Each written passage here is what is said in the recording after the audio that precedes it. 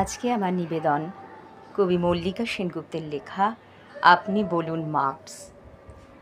ছড়া যে বানিয়েছিল, কাঁথা বুনেছিল, দ্রাবিড় যে মেয়ে এসে গম বোনা শুরু করেছিল, আর্য পুরুষের ক্ষেতে যে লালন করেছিল শিশু, সে যদি শ্রমিক নয়, শ্রম কাকে বলে? আপনি বলুন মার্কস, কে শ্রমিক, কে শ্রমিক নয়? নতুন যন্ত্রের যারা মাস মাইনের কারিগর, শুধু তারা শ্রম করে?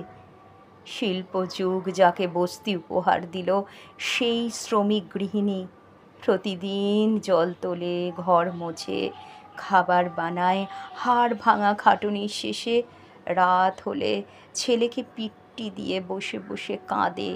সেও কি শ্রমিক নয়? আপনি বলুন মার্কস, শ্রম কাকে বলে? গৃহশ্রমে মজুরি হয় না বলে মেয়েগুলি শুধু ঘরে বসে বিপ্লবীর ভাত রেঁধে দেবে, আর কমরেড শুধু যার হাতে কাস্তে হাতুড়ি। আপনাকে মানায় না এই অবিচার। কখনো বিপ্লব হলে পৃথিবীর স্বর্গরাজ্য হবে শ্রেণীহীন, রাষ্ট্রহীন, আলো পৃথিবীর সেই দেশে।